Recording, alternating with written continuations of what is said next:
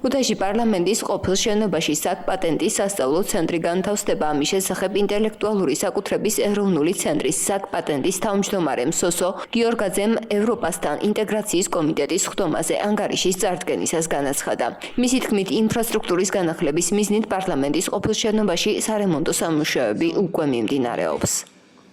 საკ-პატენტი აქტიურად მუშაობს და მიმდინარეობს უკვე სარემონტო სამუშაოები ქუთაისში ყოფილი პარლამენტის შენობაში, სადაც განთავსდება ახალი საკ-პატენტის სასწავლო ცენტრი, სრულიად განახლებული ინფრასტრუქტურით, რომელიც ერთი მხრივ მოემსახურება ბუნებრივია გამოცდებს, ასევე მოემსახურება განგრძობით განათლებას და გარდა ამისა, ინტელექტუალური საკუთრების მსოფლიო ორგანიზაციასთან ერთად, რომელიც თავის მხრივ გაეროს ერთ-ერთი ორგანიზაციაა, გაეროს 14 ორგანიზაციიდან ერთ-ერთია, ჩვენ რამდენიმე პროექტს ვახორციელებთ ერთად, რაც გულისხმობს, რომ საერთაშორისო დონის ტრენინგები და სემინარები ჩატარდება საქართველოში, ნაწილი უკვე მათ შორის ტარდება სხვადასხვა ფორმატში.